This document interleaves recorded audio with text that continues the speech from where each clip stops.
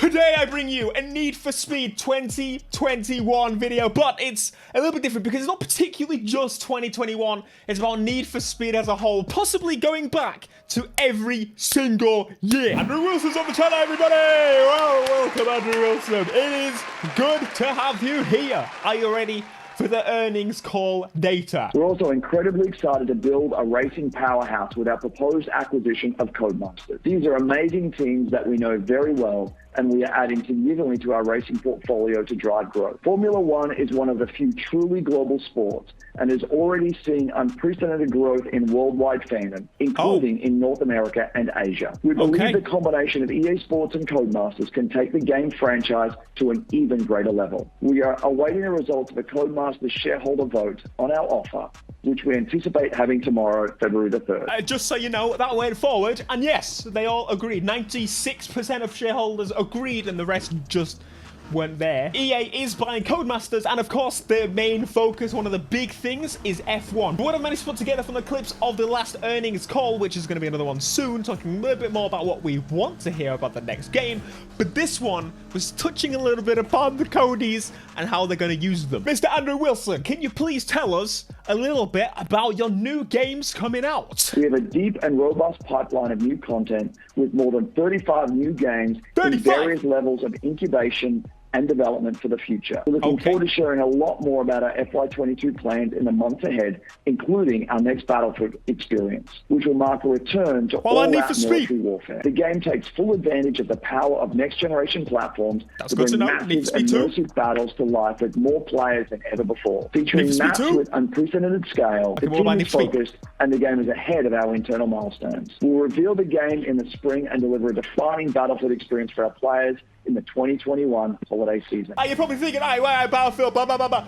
Where's Need for Speed? You lay. 35 games are in development and incubation at EA. They've already said in the past there's 6 games currently in development for next-gen hardware specifically, so you already know Need for Speed is definitely one of those. I mean, they literally did a reveal. We saw it. But why didn't they mention Need for Speed? Of course, well, everyone knows Battlefield and FIFA were mentioned in this, but not Need for Speed.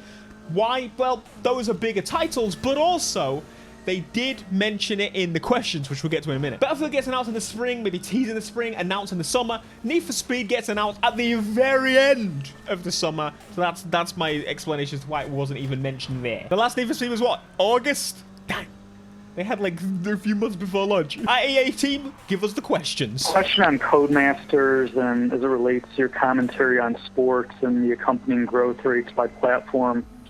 How has racing as a genre performed, and how quickly would you intend to ramp live services on the Codemaster titles? Codex on its own could be a nice addition to the company. We know that they have some incredible franchises. The F1 franchise is so nascent, probably one of the best growth opportunities there is, and the reason that we're willing to pay what we're willing to pay for it. On top of the fact that the Dirt franchise, the Grid franchise are incredible games, but none of them have actually taken advantage of a large publishing organization and a marketing muscle that we're able to deliver. The talent that's in that organization that could continue to help our Need for Speed business or our real racing business, it could be very powerful. So we know it is not a FIFA-sized business, but we know there is incredible opportunity to own essentially all of the driving business there is. We know that every year we put out a Need for Speed, it does extremely well. It's one of those kind of games that if mom goes in... Just to get you to know, Need for Speed Heat, incredible. Like, it smashed every other Need for Speed at launch, and it's still, I am sure, plowing through all the previous. To the store or goes online and doesn't want her son or daughter to be playing something that might look, a little too competitive or might be too sports-oriented. Driving has always been an incredible opportunity. And people that like cars, that's enough. But we believe that there is a huge potential, particularly as you think about the growth of the underlying franchises that we might be able to help drive. And that's why we're so excited about it. I'm excited too. Get on with the Need for Speed. So EA said they want to own the racing genre, which to me is great. And you know why? Because, of course, they're buying them out and it reduces competition and But there are other racing games there. Everybody knows that Forza is big, and of course all the big publishers want to have a iconic racing game. It's even the crew. But this surely, with the amount of muscle that now can be put into those Codemasters games and the focus that EA is wanting to own racing, like, to me that says racing, they know it's big. I think I was told that microtransactions are already in F1, so it's just not, they even need to do it themselves. EA just gets to put their marketing muscle into the game and reap the rewards. It just makes sense. Now, this is possibly the most important clip. I didn't do this purposely. I promise you, I'm not here like building suspense.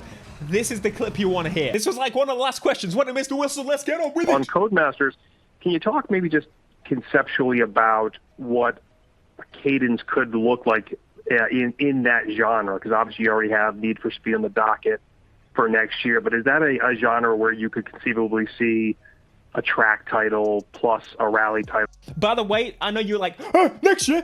No, we're talking about next financial year, because the financial year is about to end. We're about to head into the last, I think we're in the last quarter? I don't know, America's different, but next year, as in next set of quarters, which runs like usually April to April, I think there's maybe March to March. Plus a street title every year, or does that get too crowded? I'm just kind of curious how you're thinking about cadence, maybe just conceptually, because I know that the deal's not closed yet. On Codemasters, it's still early, too early for us to kind of be able to outline all of that. Again, the deal hasn't closed yet. Yep. But as I think about this as an opportunity, I start with, the fact that we would be able to bring together all of the greatest racing talent in our industry, or most of the great racing talent in our industry.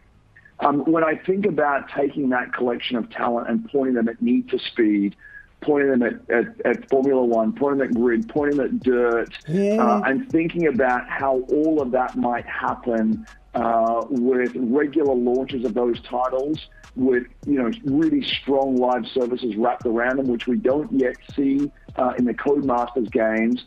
All right, whoa. You don't see in the Codemasters games. Mr. Wilson, I would like to let you know that the Need for Speed Heat had one major actual update. Need for Speed Payback had basically one or two, and then Need for Speed 2015 was the only one that actually had it. Don't talk yourself up like Billy Big Bo. All powered by the leverage of the marketing organization that we have behind us. I think the opportunity is really, really strong. And so you should imagine that as we think about this, Need for Speed, which is already one of the leading racing franchises that we launch every other year, we think there might be opportunities around growth of releases and certainly growth of that title. We think that F1 plus live service plus our marketing muscle is a profound opportunity. And we think that Grid and Dirt also represent, great new additions to our portfolio, but the big win here is bringing together what we believe is going to be the greatest collection of racing talent in the industry. Okay, so there we are. That is the drop. Everything that was in the earnings call as of past. I'm expecting a lot more Need for Speed stuff in the next earnings call, which I think is scheduled for like a month's time, maybe two. Anyway, I will keep you up to date on everything Need for Speed. But as you can really see, they're talking about they've got the big racing talent under their umbrella now. It's all going to be theirs. And the cool thing is, those guys that worked on, for example, the new Dirt game, of course, every other Dirt game, there's like Dirt Rally, and they could easily just make, Dirt 5 or Dirt Rally or both. They could easily they can make much bigger games. They have much more money to pump into these titles to reap the better rewards for a longer game that lasts longer. But they mentioned, ultimately, regular drops of Need for Speed, which makes so much sense. They'll have so much racing talent, including the developers of Drive Club. Most of them, which is just amazing to think about. But there we go. That is everything we know. So there is a potential chance for Need for Speed to go back to the yearly release. How would you want that to go? Would you want that to be like the Supercars versus Underground sort of thing again? Or would you like to just keep improving upon the same formula? This is going to be a difficult one to think about, because there might be a chance of a possible split, which we don't want. And I think they need to stick to the fact that there needs to be customization in all the titles. But this is something for another day. If they can get this next Need for Speed right, and they can keep playing off of that one, then there we go. But I will say, don't expect a new Need for Speed every year from this release. Maybe wait a little bit later once they've got the ball rolling with the new acquisition of Cody's, which they still haven't bought them yet. That's going into call like next week, 2 weeks. Alright, be sure to much like, subscribe if you're new, and I'll see you in the next video. Until next time, peace.